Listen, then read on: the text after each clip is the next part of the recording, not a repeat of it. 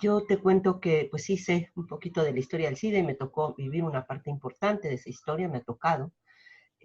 Pero déjame empezar diciéndote que yo casi antes de conocer físicamente el CIDE, me enamoré del CIDE. El CIDE se funda en 1974 por básicamente los trabajos, la iniciativa, pues el sueño y la oportunidad que vio una mujer excepcional, Tecnia Martínez Tarragó, economista, que juntó a un grupo extraordinario de economistas muy jóvenes encabezados por Jaime Ross y los invitó a fundar esta institución nueva. Se imagina una institución que pueda hacer dos cosas fundamentalmente. Hacer investigación de frontera, que eso siempre nos ha caracterizado. Una investigación que está conectada con el mundo, con la frontera en términos teóricos y metodológicos, y que utiliza ese conocimiento y lo trae a México para iluminar los problemas nacionales y para darnos herramientas para poder construir soluciones para los problemas de México. Después viene la crisis del 82 y el CIDE vivió una crisis muy profunda y estuvo prácticamente a punto de desaparecer. De hecho, estaba ya elaborado el decreto de extinción del CIDE y lo salva a finales de los 80s Luis Medina, actualmente profesor del CIDE, lleva muchos años, pero él era en ese momento subsecretario de Educación Superior. Carlos Vázquez, que estaba en investigación económica en el Banco de México, se entera de esto, que estaban por desaparecer el CIDE, que había que salvarlo, que había un grupo que quería salvarlo, y arma un plan. Y así llega Carlos Balsrech a la dirección del CIDE en 1989. En el año 95, Carlos Elizondo termina el periodo de Carlos Balsrech y Carlos Elizondo me invita a que sea secretaria académica. Y eso sí me llamó la atención.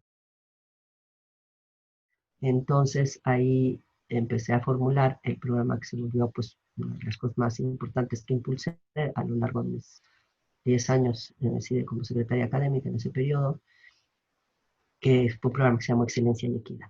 Y pues lo logramos. Y no solamente logramos cambiar la composición sociodemográfica, sino que en el camino aumentamos el puntaje promedio de la prueba de aptitud académica de los admitidos. O sea, sí se puede reconciliar excelencia y equidad incluso en un país como México, pero tienes que querer hacerlo. Más o menos 80% de los estudiantes admitidos a las licenciaturas del CIDE venían de preparatorias privadas de la Ciudad de México. Cuando dejo la Secretaría Académica en el 2004, habíamos logrado una cosa que muchos me decían que era imposible lograr.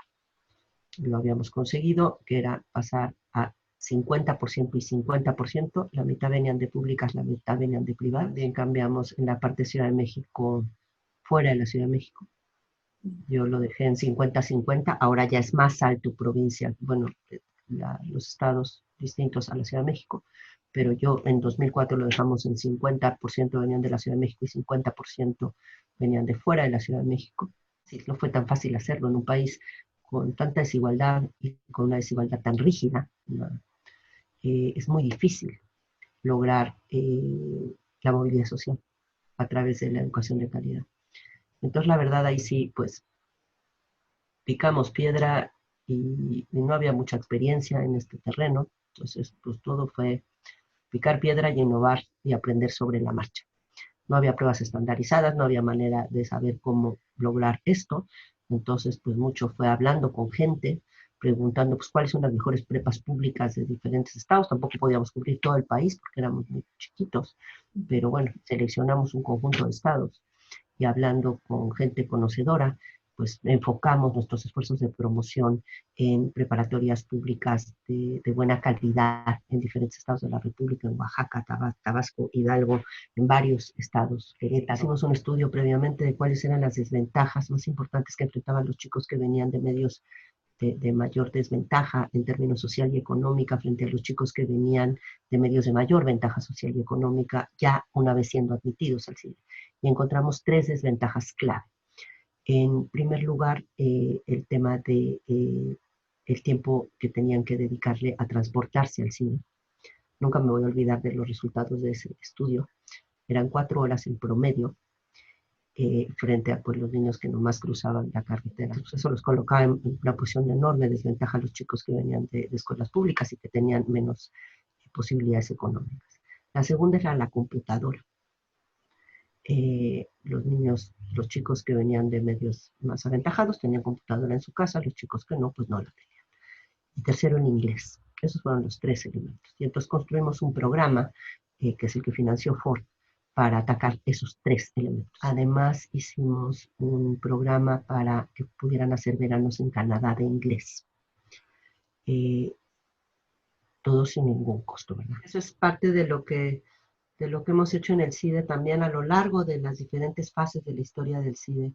No solamente formar a personas, digamos, con una preparación técnica de muy alto nivel, pero también con un gran compromiso a favor del país.